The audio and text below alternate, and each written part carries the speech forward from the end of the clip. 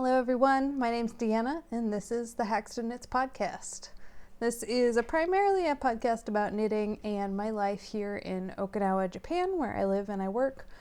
I am excited that you're here with me today, and as always, you can find me on Ravelry and Instagram as Haxton Knits. Let's start the show off with what I'm wearing. I mentioned last episode that I do occasionally do a little bit of weaving, and today I just thought I would put on some of that weaving so that you can see it. I mentioned on Instagram that it has finally gotten cold here in Okinawa and that I could wear my snuggly socks and sit on the couch under a blanket. Well, that passed. That's done. It was here, now it's gone. And this is winter in Okinawa. You get a day or two of cold and then things warm up again. So today I'm back in my tank top and shorts, but I also have a little shawl, scarf, whatever, wrapped around my shoulders. And this was knit on my, actually here, let me take it off so you can see it. Okay. So I have a Ashford 16-inch sample it rigid Heddle loom. And so this is as wide as I get, 16 inches, but of course you have lots and lots of room for length. My mom very kindly sent me some yarn in the mail. She was on vacation and found Lion brand Shawl in a Cake yarn. It was nice. It was very nice of her to give me a gift, and it held up well for weaving purposes. So the two colors I used for the warp, I used their sun salutation color, which is this green, black, blue, yellow color that you see. And then for the weft, the color was called Opal, and it is a gray, and it varies from kind of medium gray to white, and has a rainbow colored metallic thread going through it. So this was my second project I ever made on the loom, so very much part of the learning process. But I like it a lot. It is very nice and snuggly and warm, and it was a good way to use up a yarn that I don't think I would have otherwise been doing much knitting with. In case you're wondering why the finished objects are a little bit light this week, I have had a very busy work week. I think I've mentioned before I work as a nurse and I've been called in for a lot of shifts. Thankfully just regular work stuff. If you read the news, you've probably been hearing about the coronavirus going on here in Japan, obviously mainly in China, but there have been some cases here in Japan. So no, I'm not busy with work because of that, just regular work stuff. We are, of course, keeping a close eye on what's going on with the coronavirus. Here in Okinawa, we have not had any cases of it yet. I'm pausing a lot. I'm trying to think of how I want to say this. So there's currently a cruise ship which is quarantined. It's off the coast of Yokohama, and they are not allowing people to disembark from this cruise ship because there are confirmed cases of coronavirus on it. I want to say there's about 60. However, before it was quarantined, before anyone was sick, it landed here in Okinawa. About 2,500 passengers got off the ship and did their sightseeing. Most returned to the ship, and then a few people that, this was their final stop, so they got off the ship and presumably flew back to their home, wherever it was. So after pulling away from Okinawa, the first case of coronavirus was diagnosed on that ship, and it's been in quarantine ever since. I'm assuming because they are implementing a 2-week quarantine period that the incubation period on this virus is a little bit less than 2 weeks. And we are not quite at 2 weeks since that vessel left this island. So presumably we could have some cases of coronavirus related to that still pop up, but so far there have been none. What do I gotta say, guys? Coronavirus, there's already, 30,000 people more? I don't know what the number is. Once you hit numbers like that, there's no stopping it. It's going to be global. It's going to go through our general population pretty thoroughly, and all you can do is treat it like you would the flu. Wash your hands, wash your hands, wash your hands. and hopefully there'll be a vaccine sooner rather than later. We are just kind of watching how this goes. I know there's been several cases in Tokyo, and we are still at the moment planning on going to Tokyo in a few weeks on vacation. So we'll see how things turn out. This episode is trying really hard not to happen this week. I have been fraught with many technical issues, including deleting an entire episode and filming it again, and then somehow deleting portions of that episode. So my finished object segment that I originally recorded is gone. You get this segment as an interlude. My finished objects are very small this week. I have, like I said, not had a lot of energy for knitting, but I did do a little bit of sewing, which is unusual for me. So I know I mentioned last week that I had visited that craft store, the Tokai Craft Heart at the Machinito Sane, and that there was a lot of pretty fabric, and I've been thinking about it nonstop and wanting to go back and do some sewing, and so I did go buy some things. I am not very good at sewing. I have mentioned this before, very much a novice, and so I went in search of YouTube videos that were beginner friendly, and the one I used was the Drawstring Project Bag by Whitney Sews. If you want to find that video, I have created a playlist called Sewing Tutorials. Right now there are only 2 videos in there, and one of them is that project bag. If you're looking at the video and you're a little confused, I did leave the handles off this project bag, and let me just show you what I created. So I'm going to start with this one first. So very simple, just a project bag. The entire thing, so there's the lower part of the bag, the upper part of the bag, and the lining of the bag. In this case, I used the same fabric on the lining. So all of these pieces are 11 by 15 squares. So you just cut out 2 11 by 15 rectangles for the bottom, 2 for the top, and 2 for the lining. And then if you can sew in a relatively straight line, you should be able to get this project done. It is really simple. I am impressed by the amount of cat hair that is already on this, and my camera is almost being knocked over by my cat, who is here helping. But you can see, if you can sew a relatively straight line, you can probably get this project bag done. It was definitely made a lot simpler by skipping the handles, but the original pattern did call for a handle on each side so you could hold it. So there's number 1. I made far too many of these. Here is number 2. Number 3. This one, I love this fabric here. It's just little balls of yarn that look like sheep with their 100% wool labels and their instructions on how to wash. Super duper cute. All right, number 4. Gorgeous. This is one of the fabrics I saw originally that I kept thinking about going back to, in just a little kind of gold green colored leaf and bird pattern. And last but not least, I love this guy here. So this is a very cute little fox patterned fabric.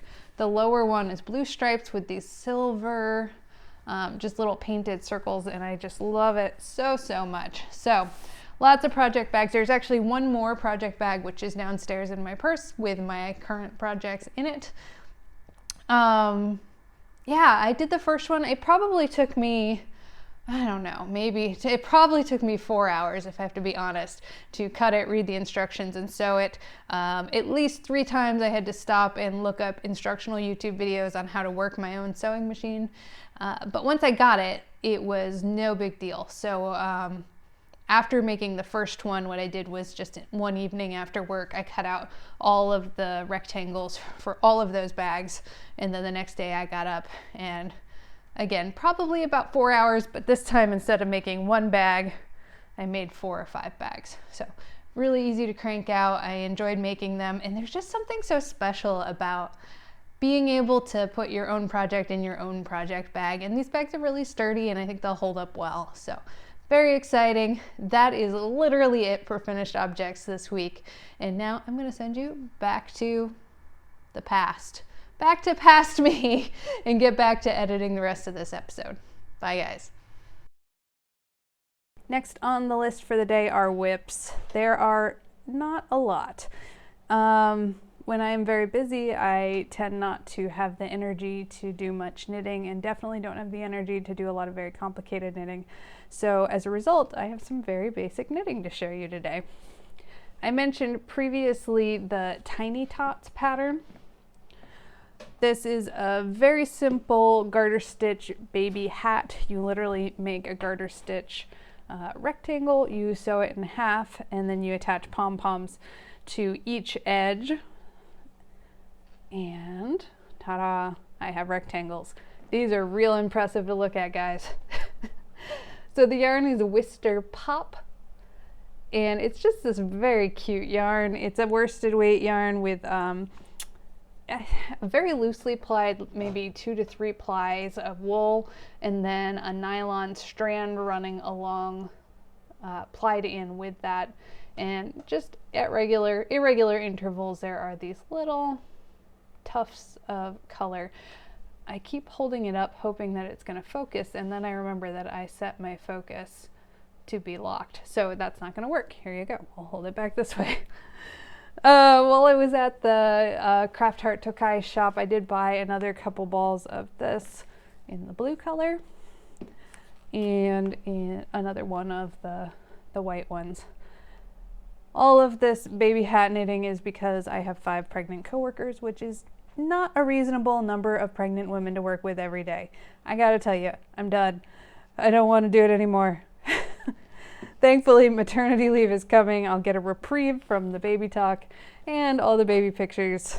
Don't get me wrong, I like babies. I work with babies, but basically they're all pregnant at the same time, which means like they're all sort of going through morning sickness at the same time, which means there's been a lot of vomiting at work.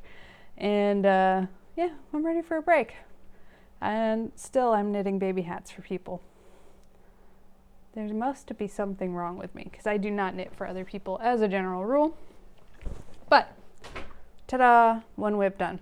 I did make a little bit of progress on the Great Tapestry. So if this is your first episode with me, I have been sort of intrigued with the idea of knitted artwork, and I went and basically just did a Google image search for an image that I thought would be easy to convert to a knitting pattern.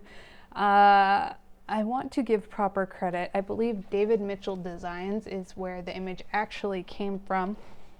And I just sort of dragged it into Stitch Fiddle. Stitch Fiddle is a free charting software that will convert and pixelate patterns for you if you want to, pictures for you if you want to create them into patterns. Anyway, I have a giant picture frame. I'm planning on filling up with that. But before I got started, I wanted to do a little bit of steek practice. So steeks, everybody's talking about steeks now, so I think everyone pretty much knows if you are doing color work, you generally want to knit in the round. So you want to make a tube, because it's really annoying to work color work on wrong side rows. Purling color work is tricky and it gets hard to see what you're doing. And what you will do is in a pre-designated place, you will cut this open so that it can lay flat. And my concern was, because I'm doing 3 colors, typically I do a crocheted reinforcement. So you can kind of see here that there's a little crochet chain. But what was happening was, because the crochet chain only connects 2 colors, so right here you can see that when I started the steek, I was doing straight lines of colors. And then I thought, I'm only going to be securing 2 of my colors together, and one of them is going to be free to unravel. So then I started alternating, doing sort of a checkerboard, and I thought, well, at least then every other row will be secure. But it didn't work out that way, and it really, everything just sort of started to unravel. Let's see if you can see. Yeah, you can see some holes in here and here. So I just wanted to practice steeks a few times, and what I ended up doing was making kind of a hardy steek. So I think it was 13 stitches I did for my steek, and I did a center white stitch with gray stitches on either side. Actually, I can show you. This is my progress so far on the Great Tapestry. So this is my steek. I did a purl row, which you will not be able to see, but you might be able to see the black stitch kind of hiding right here. So this purl stitch, I brought all of the yarns to the front, purled, and then brought all the yarns to the back. And as a result, on the back side, I have a row of knit stitches. And the reason I did that was so that if I wanted to create a casing for my steek that would completely enclose that cased edge, it gives me a nice clean spot to pick up stitches from to make that casing. But my concern was when you crochet a steek, so this white line is my center line here. When you do a crochet reinforced steek, you will crochet together one leg of that white stitch with one leg of the gray stitch next to it, all the way up. Same thing on the other side. You will crochet the other leg of that same white stitch with one leg of the gray stitch next to it. And then this row of white stitches you will cut straight up the middle. And because I have 3 colors, the black stitches were not getting secured down in any way. So what I'm doing instead is 2 passes of crochet on both sides of the center white line. So the first one will be the white and gray, and then the second one will be white and black. And I tried that on this swatch. No rhyme or reason to the color work on these swatches. I was just kind of playing around with carrying 3 colors across the row. And that seemed to work pretty well. I don't know that I really liked encasing the steek edges because it's bulky. So like right here is really bulky, full to almost bursting with yarn, and then the tops and the bottom edges are empty. And so it just kind of makes an awkward look. I think I will probably, instead of completely enclosing, we'll do sort of like I did here where I picked up stitches all the way around, but I didn't close in the steeks on the back. So clear as mud, right? Works well. Steek practice before I cast on, and now that I have cast on, I've gotten about 11 rows done of this pattern. Because it was not a knitted pattern to begin with, there wasn't any consideration of how long the floats were going to be. And so I'm trying really hard to be loose and gentle with my floats. I normally will catch floats if they're longer, but in cases like this, so you probably can't tell what this is yet, but this is actually a tree trunk. And I didn't want little flecks of white and black showing through here. Now over here, these are like tree branches and shading. I don't care. You know, if there's a little fleck of color showing through, I think that's fine. But these stark black tree trunks, I really wanted them to stay stark and black. And so I have not been catching stitches. And as a result, I have these really, really long floats on the back, but I'm doing my very best to keep them as even as possible. I know there are some other techniques for catching floats, like what is it called, jacquard, a technique that carried over from machine knitting where you kind of have these floats on the back. And I'm actually kind of interested in the way I did, so this is the back side, the steek that I was talking about, how I have these, from the right side it's a purl stitch. From the way you're looking at it, it looks like a knit stitch. But because I brought all the yarn to the front, purled, and brought all the yarn to the back, I noticed that on the front side that line disappears. So let's get real close here. You see this black line obviously, and then the white line. Now between the white line and the gray line is that purl bump, and you can see it right here, but even if I pull it apart, you can't see it at all because I brought all the yarns to the front and the back. And I'm thinking with 3 color work, or color work where you're carrying more than 2 strands across the row, this might be a really clever way to catch your stitches. So I didn't really want to experiment too much with this because it's going to be a really large object, and I'd be really sad if when it came time to finish it off you had something really weird and obvious. But maybe like every 25 stitches or every 10 stitches you could place a purl stitch, and you just had to remember that when you reached it to bring all of your yarns to the front, purl, and then all of your yarns to the back. So I don't know, just kind of an interesting idea. I'll have to play with that technique a little bit more.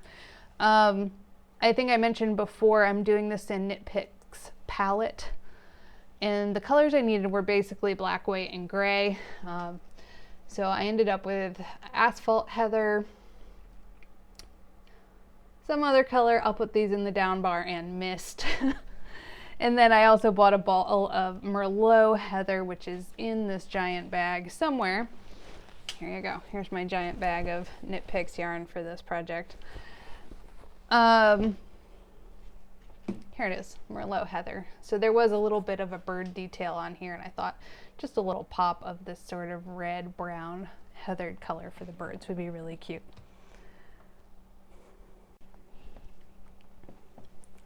The last whip on my needles right now is what I am calling the Tonsinia point sweater. As I mentioned in my previous episodes, this sweater is being built from the Ann Budd's Top-Down Sweater book. So in this book, all the math is already done out for multiple sizes and multiple gauges. So all you have to do is find the size you want and the gauge you want and follow the instructions. And you can do top-down sweaters in raglan sleeve, yoke, set-in sleeve, and drop sleeve. I think that's it for the different types of sweaters. And this is my first time playing with it. It doesn't have as big of a size range as I would really like. I think I mentioned last time it's like size small to 1XL. So if you are an extra small or you are above a 1XL, you might have to do some of your own math, which kind of defeats the point of this book. But I am doing a yoke sweater, and this is the top of the yoke. I just separated for the arms just last night, so you won't be able to really see, but this is one armhole here and the other armhole there. And I am doing a combination of stranded color work, you could call it Fair Isle color work if that's what you are inclined to call it, and vertically stranded color work. So the blue section is a traditional stranded color work chart, and then the pink section is vertically stranded color work, where each strand has its own, like column of color has its own ball of yarn, which you do in little bobbins like you would do with intarsia.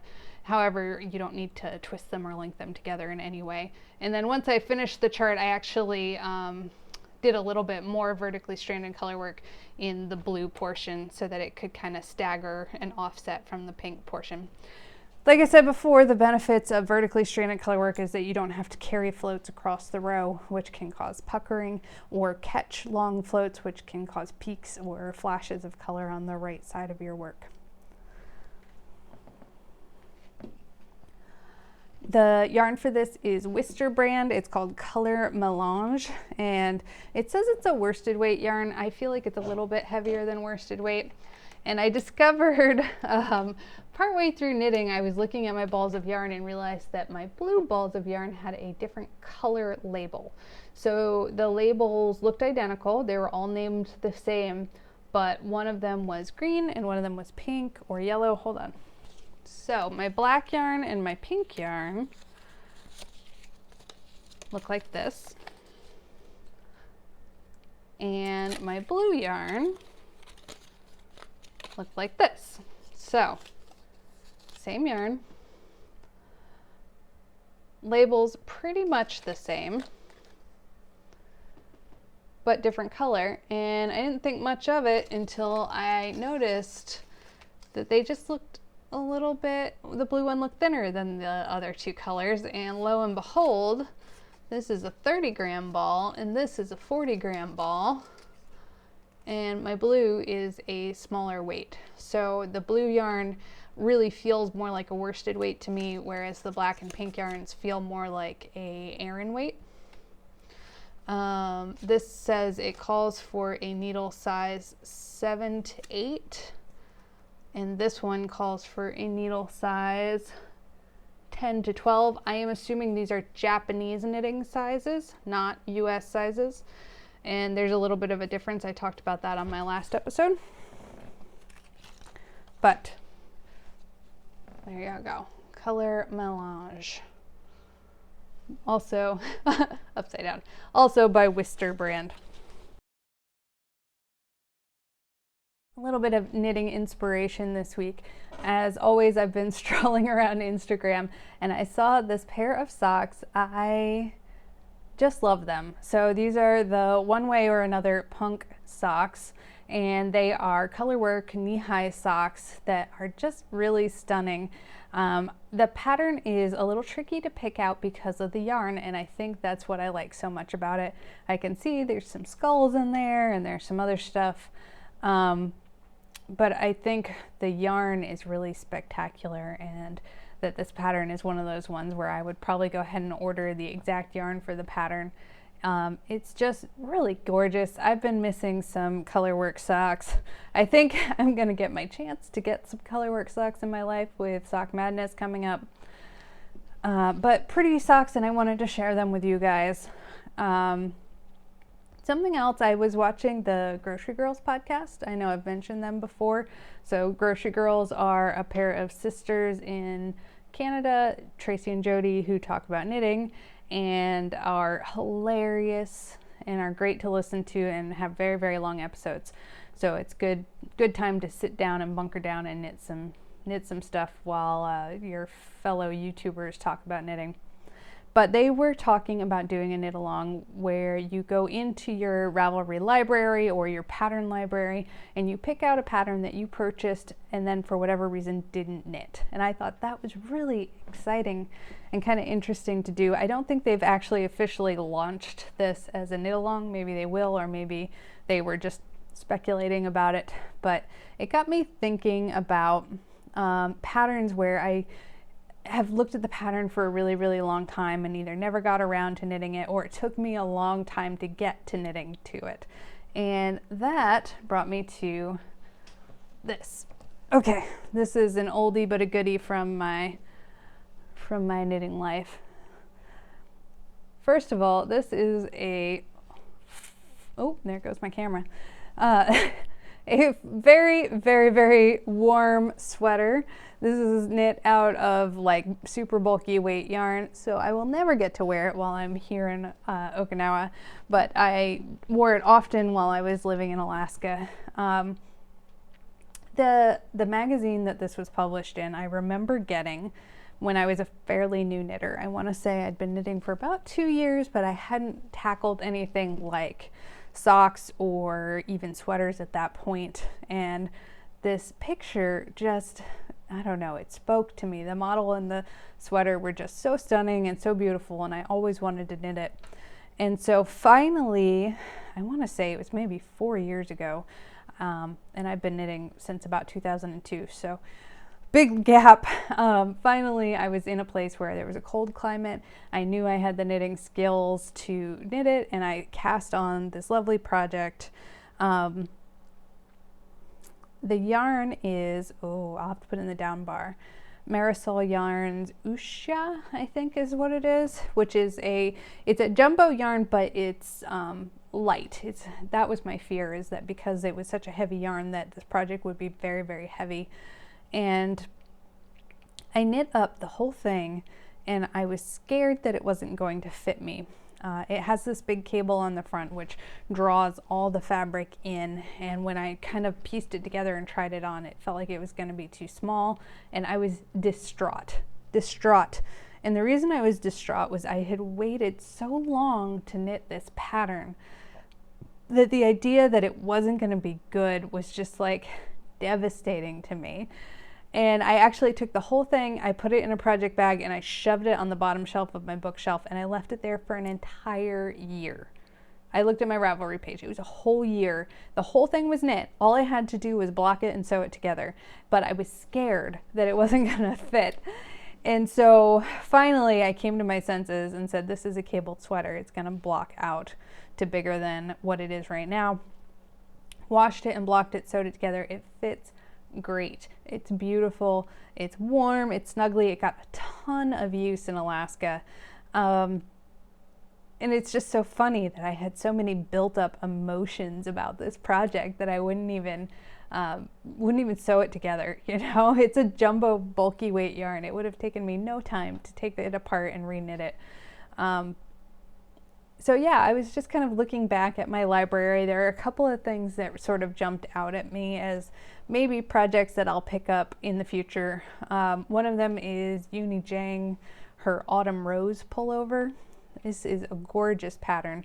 It's Fair Isle color work, and I say Fair Isle and mean it this time because it is a Fair Isle pattern with the traditional motifs and ways the colors are used, the way they blend together and fade together. So yes, Fair Isle pattern. I have knit a previous pattern of hers, which is the Venezia pullover, and it was one of my favorite things I ever knit. I was always showing people this sweater because I was so proud of it, and of course I knit it back in maybe 10 years ago, and now it does not fit me at all. I am a bigger human than I was back then, and this kind of yarn, it was the Jameson Shetland Spindrift, is very grippy and wants to grip together. So even though I always gently hand washed it, it has over time started to kind of want to felt in a little bit. And so maybe that will be a future plan, but it was just a kind of interesting idea for a knit along. So how about you guys? Tell me below, what is a pattern that you bought, that you have, that you own, that you haven't knit, and why haven't you knit it yet? And maybe you can share your progress and cast on some of those items. I do not have a Ravelry group for us to share knit-alongs with. I think if I don't have luck taking over the Okinawa Yarnies group, that I will just go ahead and create a group for this podcast. We'll see how it goes. You can comment below if you think that's something you would be interested in as well. And I did go ahead and register for Sauk Madness. So Sauk Madness, I mentioned last time, is a knitting competition where you knit socks as fast as you can. Now, I hear a lot of you out there. I know there are a lot of you out there that are going, I don't knit fast. This is not the competition for me. But I would challenge you to say that it might still be the competition for you, because they break you into groups based on your skill level and your speed. And it really is a fun, not so competitive process. But basically, if you are interested, you need to register now. Registration closes on the last day of February. And then sometime in March, they are going to release a qualifying round. So during the qualifying round, they will release a pattern. You have 2 weeks to complete the pattern. So if you complete a pair of socks in 2 weeks, you will be put on a team to compete for Sauk Madness. If you make reasonable effort, meaning you complete one whole sock or 2 socks at least through the heels, you will be put on as a cheerleader. So as a cheerleader, you get a whole bunch of free patterns, but you aren't eligible for the competition teams. That doesn't mean you can't knit along with everyone and participate in the chatter. It just means you're not eligible for, I guess, prizes. There are prizes. You know, you can't be named the fastest knitter on Ravelry or anything like that. Last year I was on Team X. They're alphabetical, Team A through Z. I suspect that these are speed and skill levels are why I was on Team X. It did feel a little bit fast for me. I got through the first 3 rounds, but as soon as a round hit on one of my work days, there was no way to keep up. So I did mention that in my registration email, and hopefully they might bump me down a few for this year, so I might have a fighting chance if any of these patterns release on days that I'm at work. But I do hope that some of you will also compete this year, or think about competing. It's super fun. You basically just get a pattern. It's never going to be a simple vanilla sock. It's always going to be something a little bit interesting, a little bit challenging. You can freely chatter with your group, so it's like a knit along where your group is also your competition, but don't be scared. You can chatter and talk, and you get a bunch of free patterns. They have 3 free warm-up patterns already out. You'll get the qualifying round pattern, you'll get all 8 patterns for the competition rounds, and maybe there will be other warm-up socks or something in between, intermission socks for the people who knit so fast that they need to knit another sock while they wait for the rest of the teams to finish. That's just insane. But basically think of it this way. You have teams A through Z. Team Z is probably going to be finished with their socks by about day 3 of the pattern dropping, and meaning everyone on the team has finished their socks within 3 days. Team A, probably not everyone will finish by the cutoff, which is usually somewhere, I think it's like 2 weeks or maybe 30 days. That may be wrong, don't quote me on that, but there's like a couple of weeks to finish patterns. And so while Team Z may be done, Team A is still working, and the next round will not complete until the end of the cutoff. So don't fret. Don't fret about your skill level. You should definitely join and participate. I would really like to get a group together here locally to sit together and knit and work on these projects together, because I think there's strength in numbers when it comes to knitting socks in marathon sittings where you knit as much as you can in one time.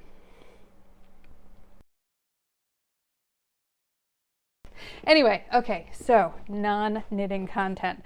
I did take a little stroll around my neighborhood, and I brought my camera with me, and I was just sort of filming shots of the houses and the architecture and the buildings.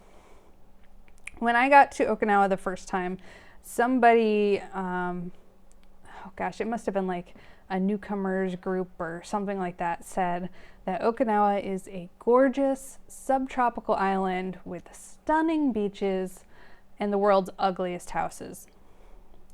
And it is kind of striking when you first get here. A lot of the houses are just very square and very cement. They're very sturdy.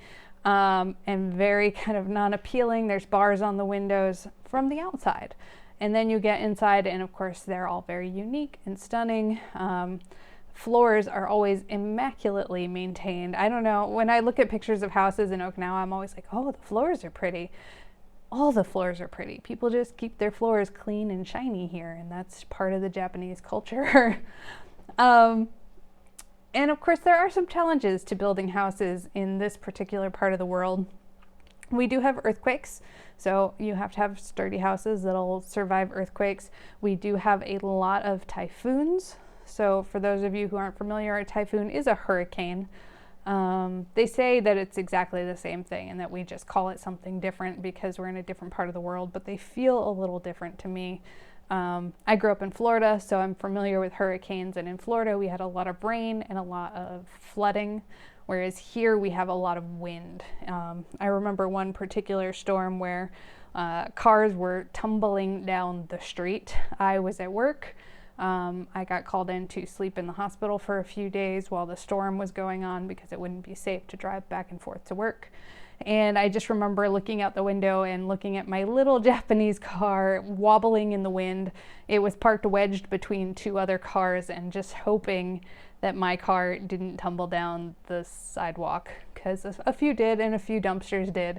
And that storm, we lost the roof of the ER. So the storms are hardy, and the buildings are built hardy to survive around the storms. And so I just I noticed that over the past few years, the style of architecture has changed, and there's this tendency towards really modern cement homes. And I wanted to, take a stroll around the neighborhood and show you guys what the houses look like where I am from. I also shot a few shots of the bookstore near me. What is the name of that bookstore?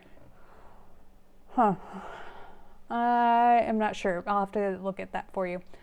But anyway, when I was there, I go there to look for Japanese knitting books and knitting magazines. And I was enjoying looking at the Japanese knitting magazines, and I started hearing an announcement in English, and there's not a lot of English, so it jumped out at me. And I followed the sound to the end of the row, and it was for, you know, like a Learn to Speak English program. But also there at the end of the row was this whole series of children's books. I'm calling them The Adventures of Buttman. I don't know. I mean, that's what they are, The Adventures of Buttman. The guy looks like a giant butt, and he runs around doing things, and there were a whole bunch of different books in this series. So I pulled up my Google Translate camera to see what it would translate to, and it translated to ass. So I took a picture of that for your education and entertainment mostly. But yeah, just a little snippet of life in Japan. I didn't have a lot of structure or goals for this episode, so hopefully it wasn't too rambly, too wandery. Yeah, I think that's it. I think that's it for the show today. Thank you guys so much for joining me. If you want to share any of your projects with me, you can go ahead and link them to #HaxtonKnits.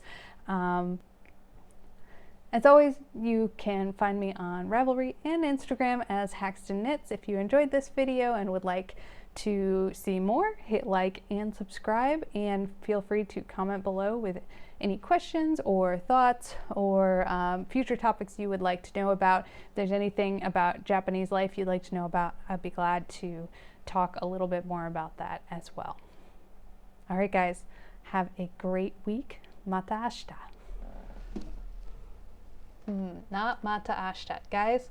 Mata ashita means see you tomorrow. Mata ne? We're gonna keep working on my Japanese skills. Have a good day, guys. Alright guys, this is Haxton Knits from the future, and I had to go grocery shopping, and the grocery store is right next to this bookstore that I was just talking to you about a moment ago. So I thought I would figure out the name of the store for you.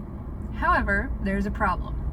So hopefully right now you'll be seeing a picture of the storefront, and what you will see if you're an English speaker is in big letters the word Tsutaya. Printed in English or Roman or Romanji or whatever you want to call it. So Tsutaya is a Japanese word. I don't know what it means, but I, as an English speaker, can presume that the name of the store is Tsutaya, and I don't know what they sell. You would assume, this being Japan, that the name of the store would also be written in Japanese, but it isn't. So you can see a little kanji there, and as I'm learning my Japanese, I know that that is the symbol for book, which is hon. Like a good book, ihon, a Japanese book, nihon no hon, but not Tsutaya. I don't think. So if I am a Japanese speaker, I know that this store sells books, but I don't know what the name of the store is. And if I'm an English speaker, I know that the name of the store is Tsutaya, but I have no idea what they sell. Clear, right? You got it?